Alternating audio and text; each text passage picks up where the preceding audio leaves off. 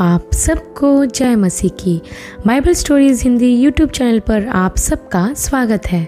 आज मैं आपको एलीशा और शुनेम वासी धनी स्त्री की घटना के बारे में बताने वाली हूँ, जिसका वर्णन आपको राजाओं की दूसरी पुस्तक और उसके 4 अध्याय के 8 वचन से 37 वचन तक देखने को मिल जाएगा। इससे पहले प्रियो कि हम वीडियो को शुरू करें, आप हमारे Bible stories Hindi YouTube channel को सब्सक्राइब करना और बेल आइकन को दबाना ना भूलिएगा। तो आइए प्रियो, हम वीडियो को शुरू करते हैं। यह उस समय की बात है जब एलीशा एलिय्याह नबी की आत्मा के 2 गुने भाग को पाकर बड़ी सामर्थ्य के कार्य करता था। तब एक दिन एलीशा शुनेम नामक स्थान में गया। वहाँ एक धनी स्त्री रहती थी, जिसने एलीशा से विनती की कि वह उसके घर भोजन करे। अतः जब जब एलीशा शुनेम से होकर कहीं जाता था तो उस धनी स्त्री के यहाँ रोटी खाने उतरा करता था। तब एक दिन उस स्त्री ने अपने पति से कहा कि सुन, यह जो बार बार हमारे यहाँ से होकर जाया करता है, वह मुझे परमेश्वर का कोई भक्त जान पड़ता है। तो क्यों ना हम अपने घर की छत पर एक छोटी उपरौठी कोठरी बनाएं और उसमें उसके लिए एक खाट, एक मेज, एक कुर्सी और एक दीवट रखें, ताकि जब जब वह हमारे यहाँ आए तब तब उसी में ठहरा करे। तब उस स्त्री ने एलीशा के लिए उपरौठी कोठरी का निर्माण कराया, और जब जब एलीशा शुनेम आता था तो वह उस धनी स्त्री के बनाए हुए कमरे में ही रुका करता था। प्रियो, यहाँ हम उस धनी स्त्री की निस्वार्थ सेवा को देखते हैं। बाइबल हमें बताती है कि वह एक कुलीन अर्थात धनी परिवार से संबंध रखती थी, लेकिन उसे अपने अमीर या धनी होने का कोई घमंड नहीं था।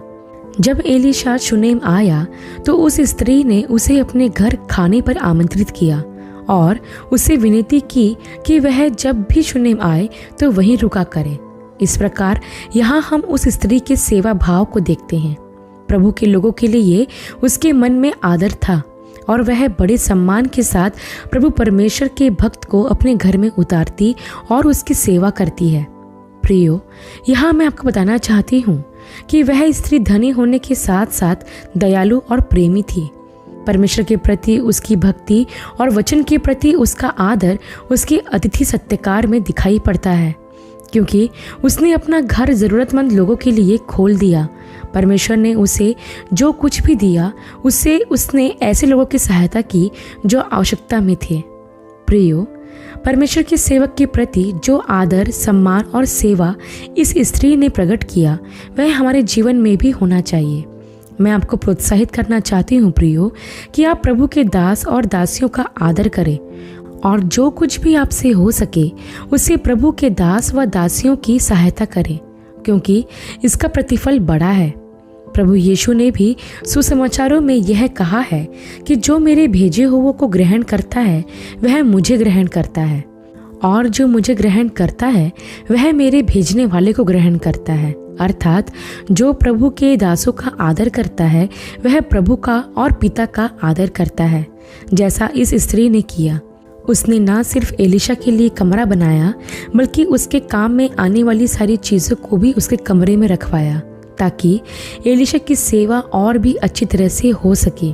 उसने एलीशा के लिए आराम करने के लिए खाट, उसके अध्ययन करने के लिए एक मेज और कुर्सी तथा रात के उजाले उजाले के लिए एक दीवट रखवाया, ताकि उसे किसी प्रकार की कोई तकलीफ ना हो। उसने पूरे दिल से एलीशा की सेवा की और उसकी सेवा में कोई कसर नहीं छोड़ी।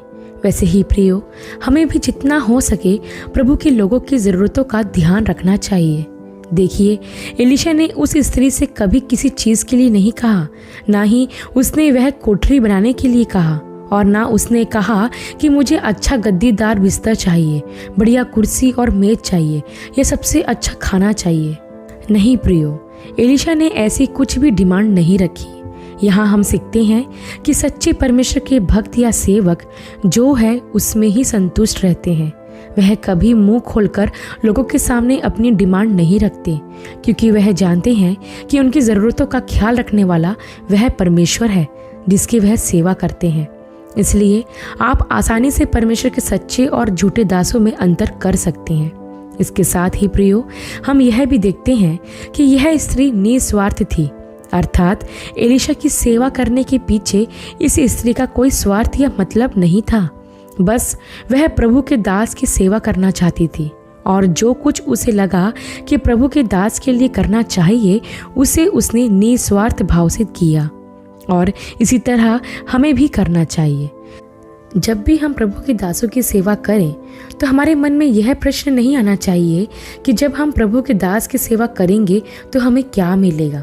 हमारी सेवा के पीछे कोई भी स्वार्थ या मतलब नहीं होना चाहिए। निस्वार्थ भाव से की गई सेवा ही आशीषित होती है और उसका प्रतिफल परमेश्वर की ओर से होता है।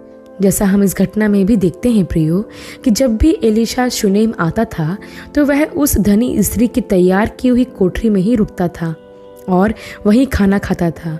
तब एक दिन जब वह अपनी सेवा के दौरान शुनेम आया तो वह उस स्त्री के घर के उपरौठी कोठरी में जाकर लेट गया। तब उसने अपने सेवक गेहजी से कहा कि उस शुनेमिन स्त्री को बुला लिया। तब गेहजी जाकर उस स्त्री को बुला लाता है और वह एलिशा के सामने खड़ी हो गई। तब एलिशा ने गेहजी से कहा कि इससे क्या है कि तूने हमारे लिए ऐसी बड़ी चिंता की है, तो तेरे लिए क्या किया जाए? क्या तेरी चर्चा राजा या प्रधान सेनापति से की जाए? उसने उत्तर दिया, मैं तो अपने ही लोगों में रहती हूँ। ऐसा कहकर वह चली गई। फिर एलिशा ने कहा, तो इसके लिए क्या किया जाए?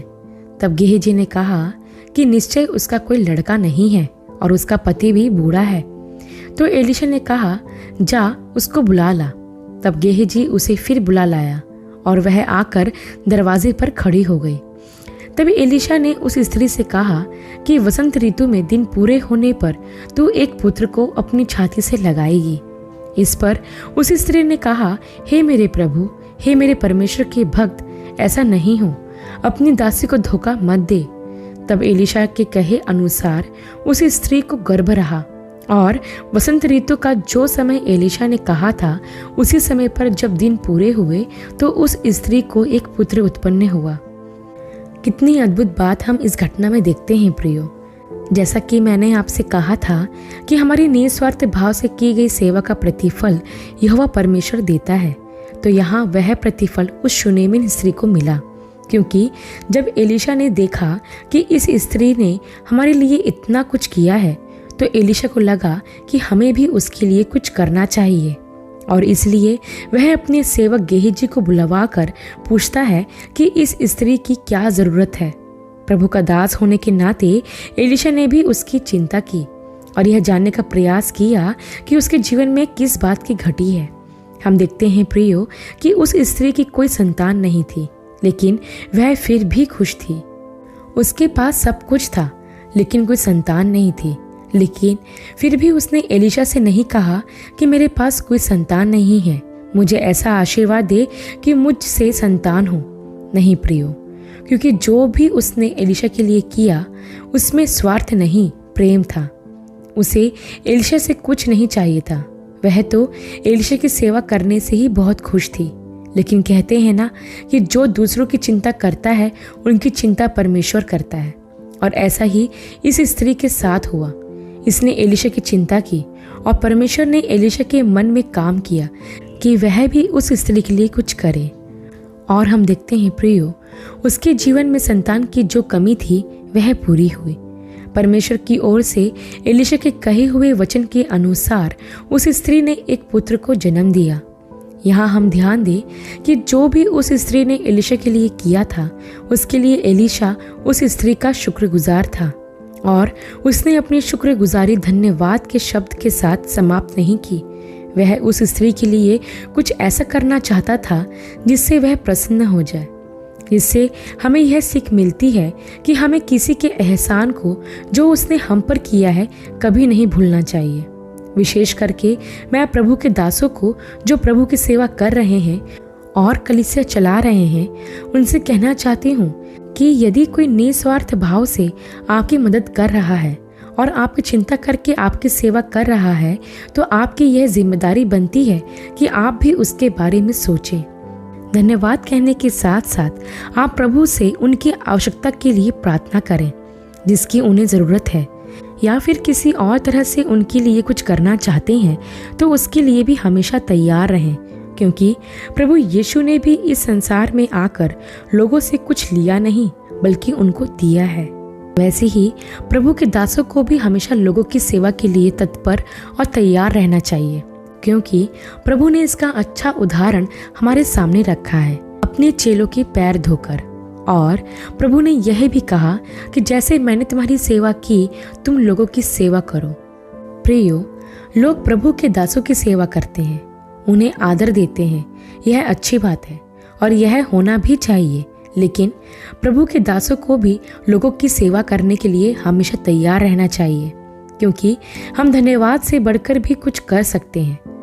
तब हम आगे देखते हैं प्रियो कि जब उस स्त्री का लड़का बड़ा हुआ तो एक दिन वह अपने पिता के साथ फसल काटने वालों के पास गया और अपने पिता से कहा कि मेरा सिर दर्द कर रहा है। तब पिता ने अपने सेवकों से कहा कि इसे इसकी माता के पास ले जाओ। तब उसके सेवक उस पुत्र को उठाकर उसकी माता के पास ले गए। वह दोपहर तक अपनी माँ की गोद में बैठा रहा, तब फिर वह मर गया। उसकी माँ ने उसे एलीशा की कोठरी में खाट पर लिटा दिया और दरवाज़ा बंद करके नीचे उतर आई। तब उसने अपने पति से पुकार कर कहा, मेरे पास एक गदही तुरंत भेज दे ताकि मैं परमेश्वर के भक्त के यहाँ झटपट हो आऊँ। उसके पति ने कहा, आज तो उसके यहाँ क्यों जाएगी? आज ना तो नए चांद का और न ही विश्राम का दिन है। उसने कहा, सब ठीक होगा। तब उस स्त्री ने गदही पर काठी बांधकर अपने सेवक से कहा, जल्दी चलो और मेरे कहे बिना रुकना नहीं। तब वे चलते चलते करमेल पर्वत पर परमेश्वर के भक्त के निकट पहुंची। उसे दूर से देखकर एलीशा ने गेहजी से कहा, देख उधर तो वह शूनेमिन है, अब उससे मिलने को दौड़ जा और उससे पूछा कि तू कुशल से है, तेरा पति कुशल से है और लड़का भी कुशल से है। तब उस स्त्री ने कहा, हाँ सब कुशल से हैं। जब वह पहाड़ पर एलीशा के पास पहुंची तो उसके पांव पकड़ने लगी। तब गेहजी उसे धक्का देकर हटाने लगा। तब एलीशा ने कहा, उसे छोड़ दे, उसका मन व्याकुल है, परंतु यहोवा ने मुझे नहीं बताया, छिपा ही रखा है। तब वह कहने लगी, क्या मैंने नहीं कहा था कि मुझे धोखा ना दे? तब एलीशा समझ गया कि लड़का मर गया है। तो उसने गेहजी से कहा, अपनी कमर बांध और मेरी छड़ी हाथ में लेकर चला जा और मार्ग में किसी से कुछ बात मत करना और मेरी यह छड़ी उस लड़के के मुंह पर रख देना। तब लड़के की माँ ने कहा, यहोवा के और तेरे जीवन की शपथ, मैं तुझे ना छोड़ूंगी। तो वह उठकर गेहजी के पीछे पीछे चला। उनसे पहले गेहजी ने पहुंचकर उस लड़के के मुंह पर छड़ी रखा, परंतु कोई शब्द ना सुन पड़ा और ना उसमें कोई हरकत हुई। तब वह एलीशा से मिलने को लौट आया और उसको बता दिया कि लड़का नहीं जागा। फिर जब एलीशा घर में आया तब क्या देखा कि लड़का मरा हुआ उसकी खाट पर पड़ा है। उसने अकेले भीतर जाकर किवाड़ बंद किया और यहोवा से प्रार्थना की। तब वह चढ़कर लड़के पर इस रीति से लेट गया कि अपना मुंह उसके मुंह से और अपनी आंखें उसकी आंखें से और अपने हाथ उसके हाथों से मिला दिए और वह लड़के पर पसर गया। तब लड़के की देह गर्म होने लगी। तब वह उसे छोड़कर घर में इधर उधर टहलने लगा और फिर चढ़कर लड़के पर पसर गया। तब लड़के ने 7 बार छींका और अपनी आंखें खोली। तब एलीशा ने गेहजी को बुलाकर कहा, शूनेमिन को बुला ले आ। जब उसके बुलाने से वह उसके पास आई तब एलीशा ने उस स्त्री से कहा कि अपने बेटे को उठा ले। तब उसने एलीशा को झुककर दंडवत किया। फिर उसने अपने बेटे को उठाकर निकल गई। तब एलीशा वापस गिलगाल को लौट गया। प्रियो, यहाँ हम देखते हैं कि स्त्री के बेटे की मृत्यु द्वारा उसके विश्वास को परखा गया। मुझे एक बात बहुत अच्छी लगी कि जब उसका बेटा मर गया और जब वह गदही पर बैठकर एलीशा से मिलने को जाती है तो अपने पति के पूछने पर भी वह कहती है कि सब अच्छा होगा। अर्थात उसे पूरा विश्वास था कि परमेश्वर उसके साथ कुछ बुरा होने नहीं देगा और वह हुआ भी। उसके विश्वास के परिणाम स्वरूप उसके बेटे को एलीशा के द्वारा फिर से जीवन दान दिया गया और वह लड़का जीवित उसकी माँ को सौंपा गया। प्रियो, हमारा विश्वास ही हमारे जीवन में आश्चर्य कर्म करवाता है। वह स्त्री जिसे बिन मांगे एक बेटे का आशीर्वाद मिला, उसने उस बेटे की मृत्यु पर अपने विश्वास को नहीं खोया। उसने परमेश्वर पर पूरा भरोसा रखा। प्रियो, कई बार हमारे विश्वास को भी परखा जाता है और बाइबल बताती है कि परखा हुआ विश्वास ही सच्चा विश्वास होता है, जो हमें हमारे जीवन में आशीष देता है। इस शूनेमिन स्त्री का जीवन हमारे लिए कई शिक्षाएं देता है। सबसे पहले हम उस स्त्री के सेवा भाव को देखते हैं, साथ ही अतिथि सत्कार करने का उसका चरित्र और प्रभु के लोगों की चिंता करने वाला हृदय तथा विपरीत परिस्थितियों में भी विश्वास बने रहना उस स्त्री को हमारे लिए एक महान स्त्री बनाता है, जिसका जीवन आशीषों से भरा है। आशा करती हूँ प्रियो, शूनेमिन स्त्री की इस घटना का यह संक्षिप्त विवरण आपके लिए आशीषमय रहा होगा। अगली वीडियो में एक नए विषय के साथ आप सबसे फिर मुलाकात होगी। तब तक के लिए आप सबको जय मसीह की।